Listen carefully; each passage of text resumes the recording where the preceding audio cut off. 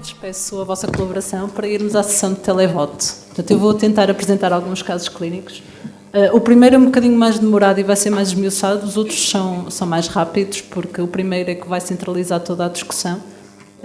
E peço a vossa colaboração nas respostas para depois vermos se temos surpresas ou não nessas diferentes respostas. Nós temos como base na anemia ferropénica a norma da Direção-Geral de Saúde de 2015, que a revista em 2015, e o que eles dizem é que sempre que haja uma suspeita de deficiência de ferro, esta deve ser sempre confirmada laboratorialmente, utilizando o hemograma, os reticulócitos e os parâmetros laboratoriais do metabolismo do ferro para ajudar a entender a situação, e chamam a atenção na ausência de doença crónica ou na ausência de hemoglobinopatias, porque quando entramos com doença crónica ou hemoglobinopatias ficam as coisas muito mais complicadas, como o professor Cortês teve a oportunidade de dizer. E, portanto, em relação ao primeiro caso clínico, temos uma mulher, 36 anos, que aguarda ser convocada para uma cirurgia bariátrica porque tem uma obesidade, tem atualmente 123 quilos, pesa muito. É uma dadora de sangue frequente, fazia uma média de 2 dádivas por ano e não come carnes vermelhas porque tem medo de engordar. Ainda mais. Foi referenciada para a minha consulta de hemoglobinopatias por apresentar uma hipocromia ligeira com uma ferritina normal. Portanto, com a evidência de que havia uma hipercromia com uma ferritina normal, eles acharam que podia haver alguma hemoglobinopatia e, como ela pretendia engravidar, pediram esse rastreio. Traz-nos análises do médico de família, em que tem uma anemia ligeira de 11,7. O volume corpuscular médio era normal para aquele do laboratório. A hemoglobina corpuscular realmente estava um bocadinho mais baixa, o valor de referência são os 27. O ferro sérico baixo, a saturação da transferrina baixa e uma ferritina de 22. Repetiu as análises no nosso laboratório, mantinha o valor da hemoglobina, uma microcitose e hipocromia ligeira, uma saturação ainda mais baixa de 5% e uma ferritina de 35%. O que é que vocês faziam a seguir? Agora peço a vossa colaboração. Pediam um rastreio da hemoglobinopatia, iniciavam a suplementação com ferro oral, não há indicação para tratamento com ferro, pois a ferritina é normal, ou repetiam um estudo passado um mês para tirar as dúvidas.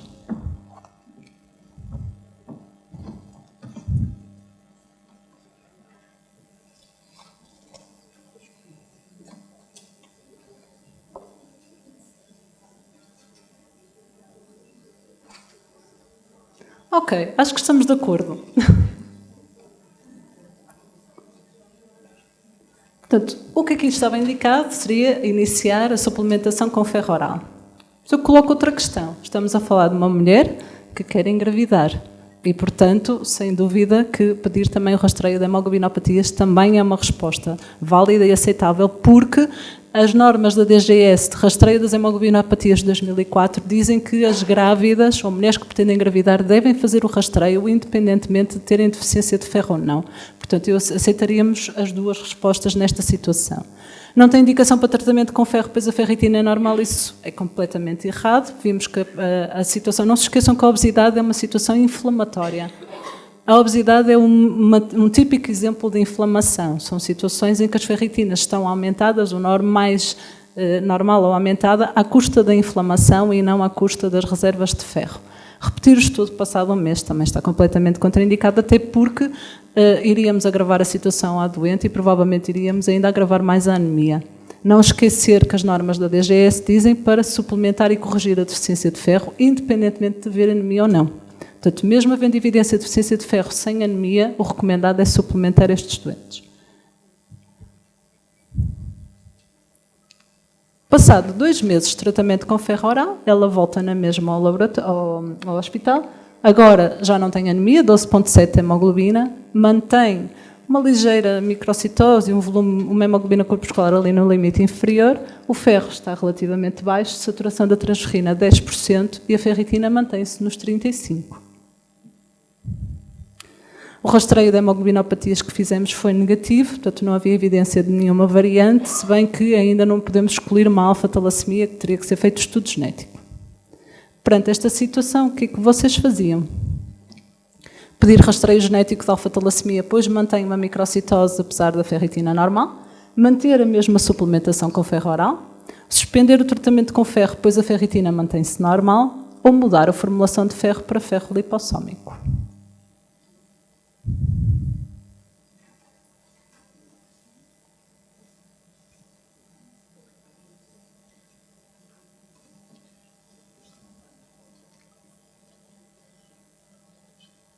Ui. Ok. Será que o rastreio genético da alfa-talassemia iria interferir? Estamos a falar de uma mulher que pretende engravidar, verdade. Mas será que a alfa-talassemia interfere numa gravidez? Não, ela não tem a mesma importância que uma beta. Nós escolhemos uma beta-talassemia, escolhemos um traço falciforme. Portanto, se a doente ter alfa-talassemia ou não ter, em termos de gravidez, não tem repercussões. Não vai haver repercussões da gravidez, nem vai haver necessidade de fazer estudo do companheiro, nem de ver se são um casal de risco, porque a alfa-talassemia não tem tanta prevalência em Portugal como a beta. Portanto, não sei se seria indicado partir já para um estudo genético. Manter a mesma suplementação com o ferro oral, nós vimos que ela não respondeu ao tratamento com o ferro oral. A saturação mantém-se baixa, a ferritina mantém-se normal, portanto não houve uma resposta ao ferro oral. Não esqueçam, é uma situação inflamatória, estes doentes não respondem às terapêuticas normais com o ferro oral. Portanto, o que eu acho mais correto nesta situação, e foi o que aconteceu, foi mudar a formulação do ferro para o ferro lipossómico. A forma de absorção do ferro lipossómico é diferente e é independente da ferroportina e, portanto, é independente do bloqueio da epsidina. O ferro lipossómico é absorvido através de um lipossoma, portanto, não passa os enterócitos através da ferroportina e, portanto, não existe o bloqueio que a epsidina provoca nestes doentes a nível da absorção do ferro. Portanto, é um ferro que é recomendado nas doenças inflamatórias intestinais, na artrite reumatoide, etc. Portanto, nós experimentamos mudar a formulação para o ferro lipossómico. E o que é que aconteceu? Ela mantém uma hemoglobina 12,7, mantém o volume corpuscular e a hemoglobina ali na borderline, mantém saturação de 10%, uma ferritina de 60%, subiu ligeiramente. Portanto, para avaliar a deficiência funcional de ferro, para percebermos o que é que se estava aqui a passar perante esta situação inflamatória, foram pedidos então os parâmetros dos reticulócitos. O que a norma da DGS diz é que para diagnóstico diferencial da anemia ferropénica concomitantemente com uma doença crónica devemos pedir concentração da hemoglobina dos reticulócitos, o receptor solúvel da transferrina, a protoporfirina eritrocitária livre, que hoje em dia já está muito em desuso, ou a percentagem de eritrócitos hipocrómicos e microcíticos.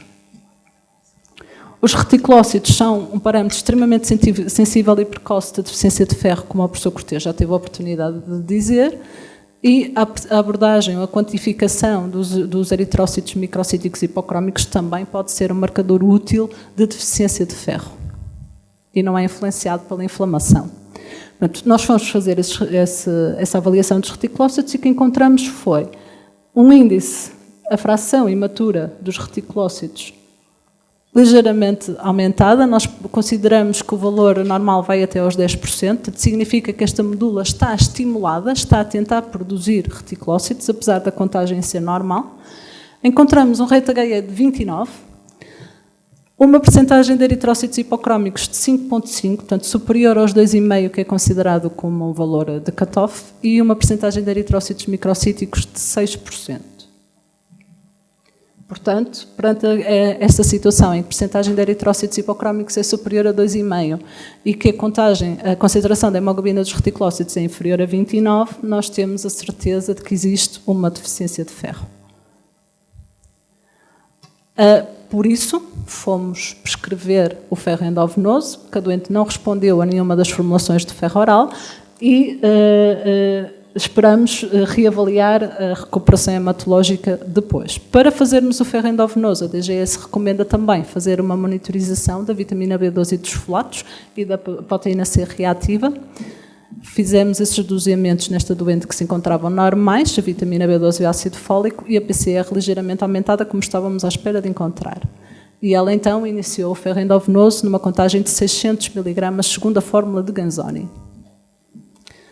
Após terapêutica com ferro endovenoso, fomos reavaliar os índices reticulocitários e o que verificamos foi que A percentagem de eritrócitos da fração imatura de reticulócitos baixou ligeiramente, aquela medula já não estava tão estimulada.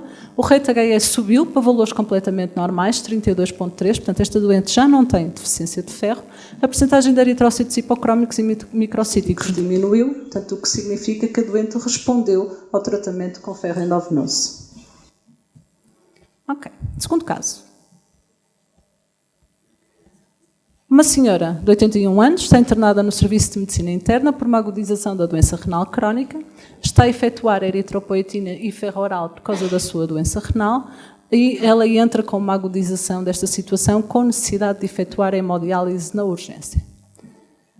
Antes da hemodiálise, ela apresentava uma hemoglobina de 8,9, normocítica normocrómica, com um RDW ligeiramente aumentado, apresentava marcadores de infecção, de inflamação, uma PCR aumentada e tinha uma creatinina extremamente elevada. Fez hemodiálise, a hemoglobina baixou ligeiramente para 7,5, mantinha-se normocítica normocrómica, mantém um RDW aumentado, marcadores de inflamação e a creatinina baixou. O que é que vocês faziam a seguir? Não é necessário excluir a anemia ferropénica, pois a anemia normocítica normocrómica e a doente está suplementada com ferro oral, portanto não tem, de certeza, ferropenia. Suplementavam a doente com ferro endovenoso, pois é uma doente em hemodiálise e a fazer eritropoetina. Pedir a cinética do ferro e os parâmetros dos reticulócitos para avaliar a necessidade ou não de suplementação com ferro e fazia-se logo uma transfusão de glóbulos rubros.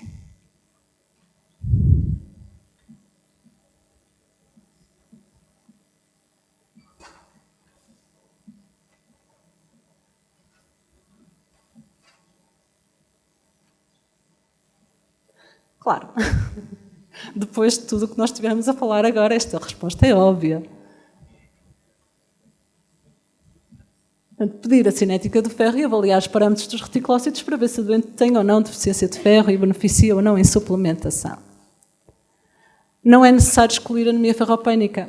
Não podemos dizer isso. Suplementar com ferro endovenoso também não o vamos fazer, não havendo a certeza de que existe deficiência de ferro. Podemos estar a provocar uma sobrecarga ao doente.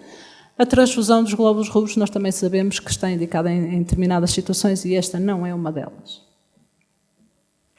E, portanto, pedimos a cinética do ferro e os parâmetros dos reticulócitos. A cinética do ferro mostra uma transferrina ligeiramente baixa, uma saturação de 31%, uma ferritina de 475. Os parâmetros dos reticulócitos, contagem normal, um índice, uma fração imatura de reticulócitos aumentada, 17,5, portanto uma medula a produzir reticulócitos, um rate HE de 34, uns eritrócitos hipocrómicos microcíticos normais, em induzimentos normais. E, portanto, nós temos aqui uma situação de uma hiperferritinemia sem evidência de deficiência de ferro. Não pela saturação da transferrina, porque neste caso a doente fez hemodiálise e nos doentes hemodializados a transferrina está muitas vezes baixa por causa da hemodiálise, portanto nós nesses doentes não podemos valorizar a saturação, porque estamos a dizer que a saturação é normal à custa de uma transferrina baixa. Nesses casos é muito difícil valorizar a saturação da transferrina, mas a concentração da hemoglobina dos reticulócitos de 34 desta doente diz-nos que ela não tem deficiência de ferro. Portanto, numa situação inflamatória, a saturação da transferrina pode ser útil, mas também a concentração da hemoglobina dos reticulócitos pode ser até um marcador mais ideal do que a própria saturação.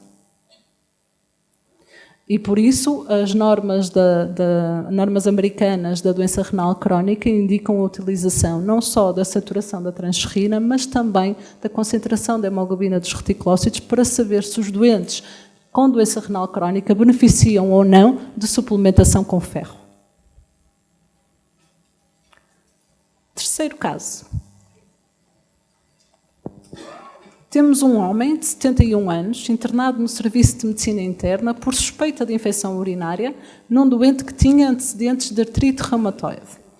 Não tem qualquer instabilidade hemodinâmica, está clinicamente bem, apenas com queixas da sua infecção urinária. Faz um estudo analítico que mostra uma anemia normocítica normocrómica com um RDW ligeiramente aumentado, uma disfunção hepática, uma creatinina aumentada e uma PCR aumentada. O ferro sérico está normal, a transferrina também ligeiramente baixa, a saturação 21%, mas cá está, não a podemos valorizar, uma ferritina 269, um ácido fólico e vitamina B12 normais. O que é que consideram mais correto nesta situação? Não é necessário excluir a anemia ferropénica, pois a anemia é normocítica normocrómica. Não há ferropenia, pois a saturação da transferrina e a ferritina são normais. Deverá efetuar uma transfusão de glóbulos rubros, avaliar a necessidade de suplementação com ferro de acordo com os parâmetros reticulocitários.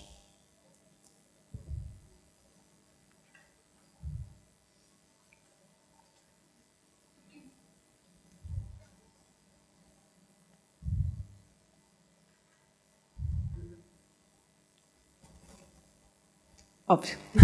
Obrigada, significa que estou a conseguir passar a palavra. Portanto, não há necessidade de fazer transfusão, não vamos dar ferro, não é por a saturação estar normal, porque aqui temos uma transferrina baixa, não nos podemos esquecer disso. Se tivermos uma transferrina baixa, podemos ter uma saturação normal e poder haver na mesma uma deficiência de ferro. Portanto, nestes doentes mais complicados, em que é difícil a interpretação dos resultados laboratoriais bioquímicos, os reticulócitos, sem dúvida, vão nos dar uma grande achega. E, portanto, fomos avaliar os parâmetros reticulocitários deste doente e o que ela tinha uma fração de reticulócitos imaturos aumentada, portanto, uma resposta medular, uma medula com vontade de libertar cá para fora eritrócitos. Tem um rate HE extremamente baixo, 22,8, muito abaixo dos 29, que é utilizado como valor de cutoff. Tem eritrócitos hipocrómicos de 10%, portanto, bastante elevados. Tem muitos eritrócitos que são hipocrómicos. E aqui gostava de salientar uma coisa. Eles são hipocrómicos, mas não são microcíticos. E isso é uma achega. Quando nós queremos avaliar uma microcitose e hipocromia e fazer um diagnóstico diferencial entre uma situação de talassemia ou de deficiência de ferro, esta percentagem de eritrócitos microcíticos ou hipocrómicos pode ser muito útil, porque, regra geral, a talassemia é muito mais microcítica do que hipocrómica. E a deficiência de ferro é muito mais hipocrómica do que microcítica. Portanto, nós nesta situação temos um rate HE muito baixo, um rate HE que nós apanhamos noutras situações, em que estes eritrócitos são muito hipocrómicos, mas não são muito microcíticos. Isso acontece muito na deficiência de ferro e acontece muito na deficiência funcional de ferro da doença crónica. Eles são mais hipocrómicos do que são microcíticos. Portanto, isto é uma chega, não é standard, não podemos afirmar estas situações só por si, mas são achegas, porque, como tudo, e como o professor Cortês falou e muito bem, nós no laboratório temos um conjunto de várias ferramentas e ligamos essas diferentes ferramentas, portanto não utilizamos apenas uma, portanto esta será uma achega. E, portanto, em conclusão, temos um doente com uma artrite reumatoide, portanto uma doença tipicamente inflamatória, crónica, que cursa com anemia da inflamação e que apresenta uma ferropenia funcional, tem uma ferritina que é superior a 200, tem uma saturação de 21%, portanto poderíamos dizer que esta doente não tem deficiência de ferro pelos parâmetros clássicos, mas a verdade é que a concentração da hemoglobina nos reticulócitos nos diz que sim, existe uma deficiência funcional de ferro, não há ferro a chegar aos eritrócitos, aos eritroblastos neste caso. Portanto, devido à disfunção hepática, a produção da transferrina estava diminuída neste doente e, portanto, a saturação estava normal, falsamente normal. A concentração da hemoglobina dos reticulócitos é, neste caso, o melhor parâmetro para diagnosticar a ferropenia. Por fim, caso clínico número 4. Aqui vamos baralhar um bocadinho mais as coisas. Já vos vou explicar. Temos uma rapariga de 27 anos, enviada à consulta das hemoglobinopatias, à minha consulta para rastreio da hemoglobinopatia, é saudável, não há qualquer histórico nos antecedentes dela, tem uma característica particular. O namorado dela é filho de um doente que tem o diagnóstico de ferroportina, da doença da ferroportina, e que está a ser acompanhado, neste caso, no Hospital Pedro Espano, pela sua doença da ferroportina. O pai do namorado.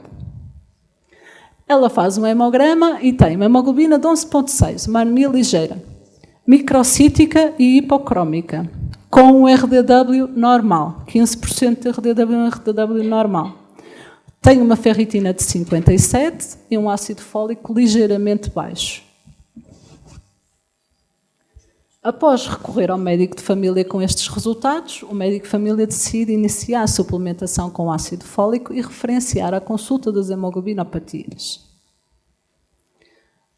Vocês estão na consulta da hemoglobinopatia, estão na minha posição, o que é que faziam ao doente? Manter a suplementação com ácido fólico e reavaliar, esperar que a anemia corrija com a suplementação com ácido fólico, pedir o rastreio de hemoglobinopatias, avaliar os parâmetros reticulocitários com cinética do ferro ou pedir a PCR.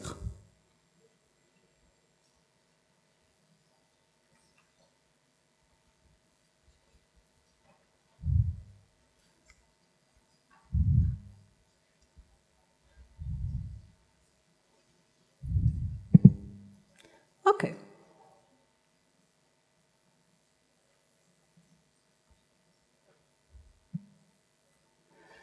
Neste caso, aceitava as duas respostas. Pedir o rastreio das hemoglobinopatias, porque estamos a falar de uma rapariga em idade fértil e que tem uma ferritina aparentemente normal, de 57, e também avaliar os parâmetros dos reticulócitos e da cinética do ferro. Eu fiz as duas coisas. Iniciar a suplementação, ou manter a suplementação com ácido fólico e reavaliar, não seria o mais adequado. Neste caso, eu gostava de vos chamar a atenção para o RDW. Temos um RDW que é normal, o que significa que toda a população eritroide daquela doente é microcítica e hipocrómica, não existe anisocitose. Isso pode ajudar também no diagnóstico diferencial de uma deficiência de ferro, de uma microcitose por deficiência de ferro. Quando falamos de uma microcitose por deficiência de ferro, vai haver anisocitose porque temos eritrócitos com concentração de hemoglobina normal que foram produzidos há 3, 4 meses atrás e eritrócitos que começam a não ter hemoglobina. Portanto, existe um RDW aumentado. Nesta situação, numa doente completamente saudável, ela tem um RDW, uma microcitose hipocromia com um RDW normal, o que significa que todos os eritrócitos são microcíticos. Isso também pode ajudar no diagnóstico diferencial em situações não complicadas. Pedir a PCR. Não há qualquer elemento na história clínica que nos faça suspeitar de que existe inflamação neste doente. Portanto, nós fomos fazer um estudo mais alargado, doseamos as hemoglobinas A2 e F, que nos mostraram um aumento da hemoglobina A2 de 4,2%, portanto, fez-nos um diagnóstico de beta-talassemia. A cinética do ferro está completamente normal, saturação da transferrina até ligeiramente aumentada, que acontece também nestas situações de deseritropoiese, de anemias por deseritropoiese, de eritropoiese ineficaz. A ferritina é normal e o ácido fólico já está normal após a suplementação. O estudo dos parâmetros reticulocitários, e aqui é que eu gostava de vos chamar a atenção, e por isso é que eu digo que fui complicar um bocadinho a situação, é que, neste caso, não estamos a falar de uma doença crónica. Eu trouxe este caso para vos mostrar que há outra situação em que nos pode baralhar todo o raciocínio. Quando nós falamos em concentração da hemoglobina dos reticulócitos, a hemoglobina é ferro e é globina. E nós, neste caso, temos uma beta-talassemia em que existe diminuição da produção das cadeias globínicas. Portanto, estes doentes têm rate HE baixo, não porque têm deficiência de ferro, mas porque têm deficiência de globinas. Portanto, é preciso terem atenção que as talassemias podem nos mascarar ou podem nos fazer suspeitar de que o doente tem uma deficiência de ferro, quando, na verdade, ele não tem. Portanto, o rate HE é muito útil, mas também, como todos os parâmetros laboratoriais, há sempre um mas. Em relação aos eritrócitos microcíticos hipocrómicos, mostrar o que vos disse há bocado. Nas talassemias eles são muito mais microcíticos do que são hipocrómicos. E, portanto, não esquecer que neste caso temos uma doente em idade fértil, com uma beta-talassemia que pode originar uma sobrecarga de ferro porque tem 57% de saturação. Portanto, é uma doente que pode vir a desenvolver sobrecargas de ferro. Tem um namorado com um diagnóstico, cujo pai tem um diagnóstico de doença da ferroportina e, portanto, nós, neste caso, fomos estudar também o namorado. Porque se juntarmos uma beta-talassemia que tem um risco aumentado de sobrecarga com um doente com uma doença da ferroportina que também tem risco aumentado de sobrecarga de ferro, podem constituir um casal de risco. Portanto, quando nós pensamos em casal de risco, não pensamos apenas beta-talassemia com beta-talassemia. Ou traço falciforme com traço falciforme. Temos que pensar que existem conjugações que também podem constituir casais de risco. E, portanto, fomos fazer esse estudo ao CHP, ou à consulta da hemocromatose, e verificamos que o namorado não tinha nada e, portanto, não constituem um casal de risco. Muito obrigada.